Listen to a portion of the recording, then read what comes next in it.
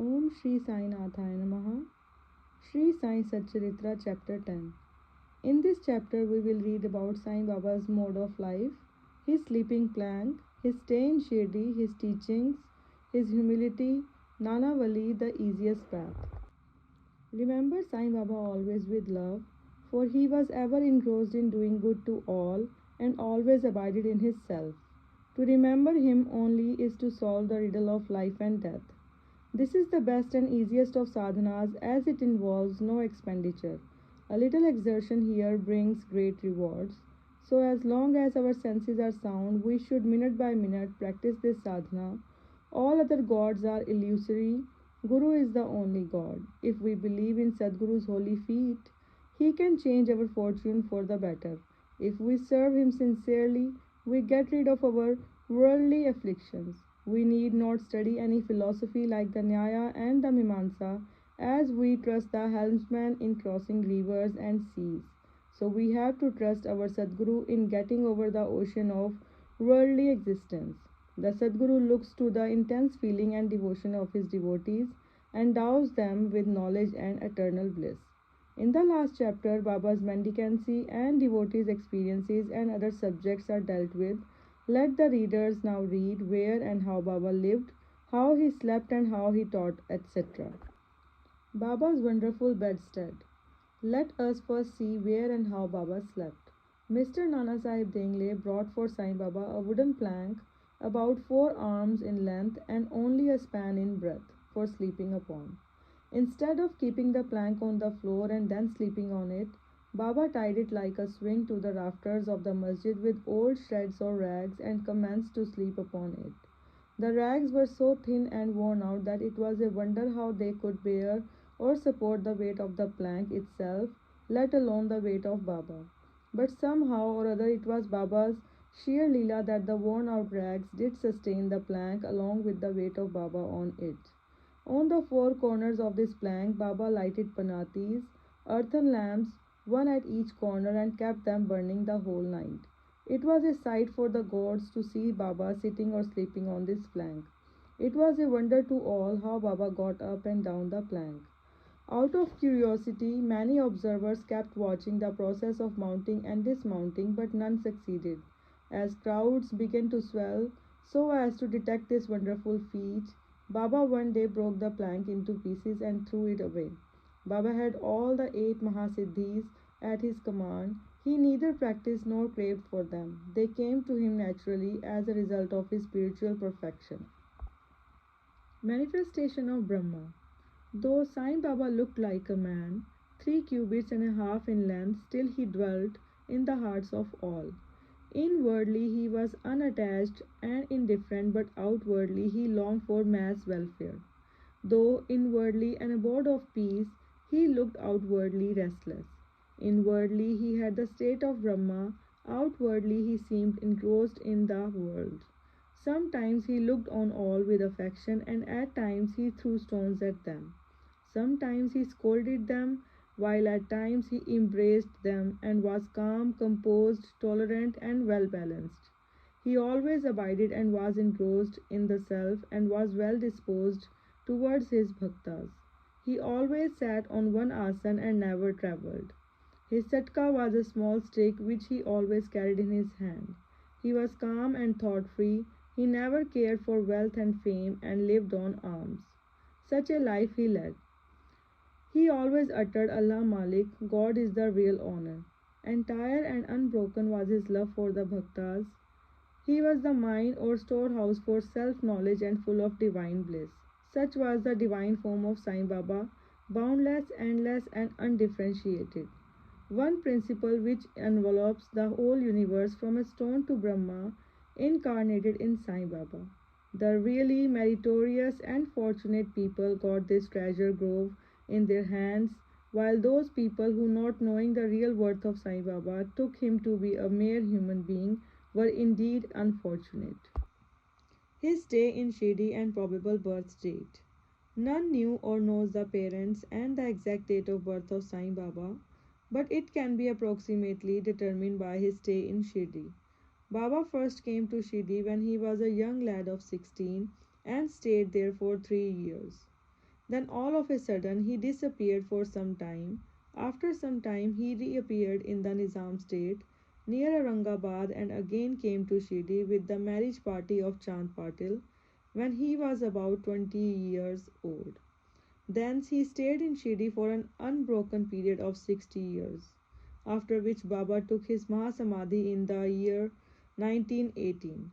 From this we can say that the year of Baba's birth is approximately 1838 AD. Baba's mission and advice.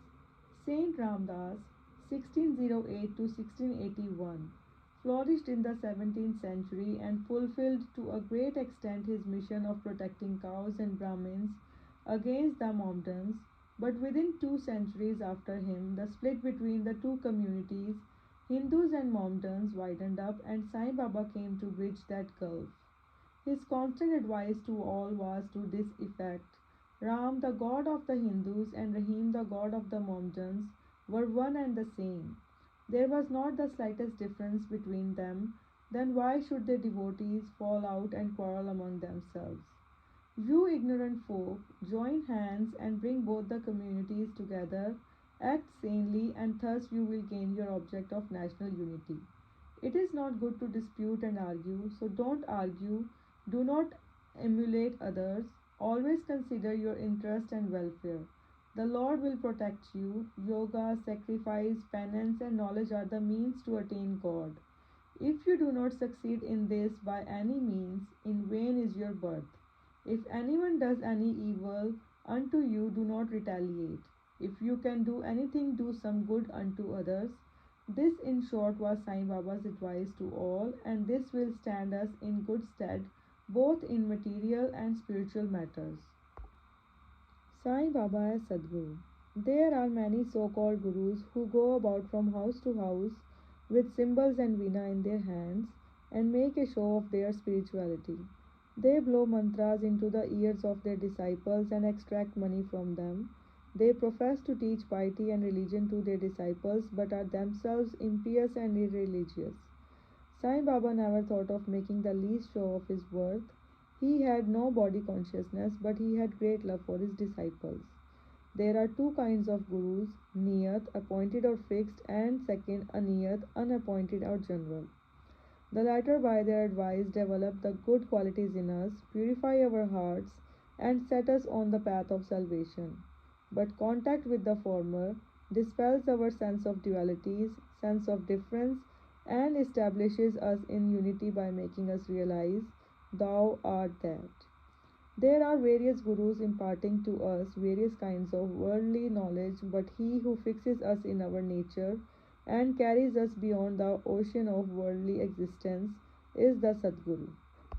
Sai Baba was such a Sadguru, his greatness is indescribable. If anybody went to take his darshan, he, without being asked, would give every detail of his past, present, and future. He saw divinity in all beings. Friends and foes were alike to him. Disinterested and balanced, he obliged the evil doers as well as the pious. He was the same in prosperity and adversity. No doubt ever touched him, though he acted through the body, he was not in the least attached to his body or house. Though he looked embodied, he was really unembodied, free from gross existence.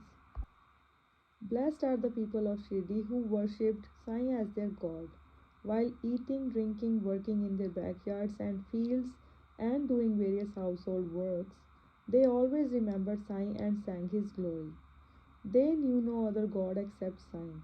What to speak of the sweetness of the love of the women of Shirdi? They were quite ignorant, but their pure love inspired them to compose poems or songs in their simple rustic language. Letters of learning they had none. Still, one can discern real poetry in their simple songs. It is not intelligence but love that inspires real poetry as such. Real poetry is the manifestation of true love, and this can be seen and appreciated by intelligent listeners.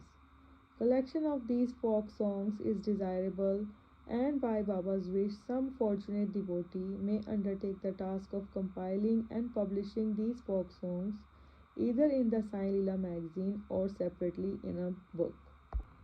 Baba's humility. Lord or Bhagwan is said to have six qualities viz. Fame, wealth, non attachment, knowledge, grandeur, and liberality. Baba had all these in him. He incarnated in flesh for the sake of bhaktas. Wonderful was his grace and kindness, for he drew the devotees to him, or how else could one have known him? For the sake of his bhaktas, Baba spoke such words the goddess of speech could not utter. Here is a specimen. Baba spoke very humbly as follows: Slave of slaves, I am your debtor. I am satisfied at your darshan. It is a great favor that I saw your feet. I am an insect in your excreta. I consider myself blessed thereby. What humility is this? Though outwardly Baba seemed to enjoy sense objects, he had not the least flavor in them, nor even the consciousness of enjoying them. Though he ate, he had no taste, and though he saw, he never felt any interest in what he saw. Regarding passion, he was as perfect a celibate as Hanuman. He was not attached to anything, he was pure consciousness, the resting place of desire, anger, envy, and other feelings. In short, he was disinterested, free, and perfect. A striking instance may be cited in illustration of this statement. Nanavali.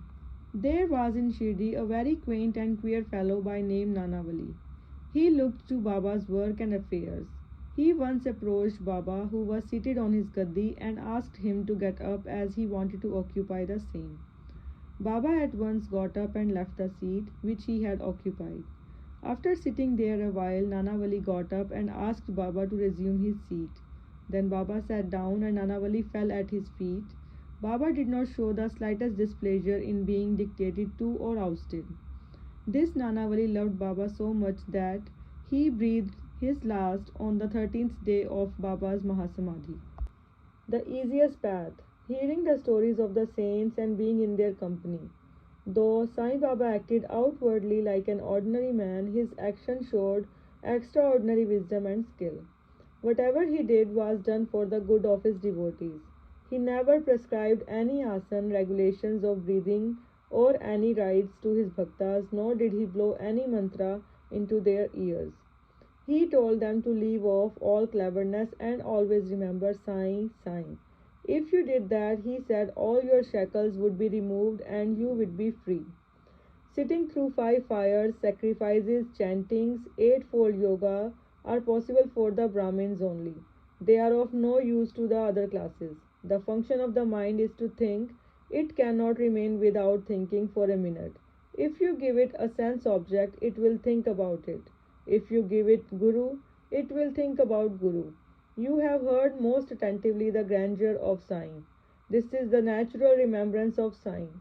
Hearing the stories of the saint is not so difficult as the other sadhanas mentioned above. They remove all fear of this sansar and take you on to the spiritual path. So listen to these stories, meditate on them, and assimilate them. You may attend to your worldly duties, but give your mind to Sai and his stories, and then he is sure to bless you. This is the easiest path, but why do not all take to it? The reason is that without God's grace, we do not get the desire to listen to the stories of saints. With God's grace, everything is smooth and easy. Hearing the stories of the saints is, in a way, keeping their company. The importance of the company of the saints is very great. It removes our body consciousness and egoism, destroys completely the chain of our birth and death, cuts asunder all the knots of the mind, and takes us to God, who is pure consciousness. It certainly increases our non-attachment to sense objects and makes us quite indifferent to pleasures and pains and leads us onward on the spiritual path. If you have no other sadhana such as uttering God's name, worship or devotion, etc., but if you take refuge in them wholeheartedly, they will carry you off safely across the ocean of worldly existence. It is for this reason that the saints manifest themselves in this world. Even sacred rivers such as the Ganga, Godavari, Krishna, and Kaveri, etc., which wash away the sins of the world, desire that the saints should come to them for a bath and purify them. Such is the grandeur of the saint. It is on account of the store of merit in past births that we have attained the feet of Sai Baba. We conclude this chapter with meditation on Sai's form. He, the graceful and handsome Sai, standing on the edge of the masjid and distributing udi to each and every bhakta with a view to his welfare. He who thinks of the world as an illusion and who is ever engrossed in supreme bliss before him, we humbly prostrate ourselves, bow to Sri Sai, peace be to all.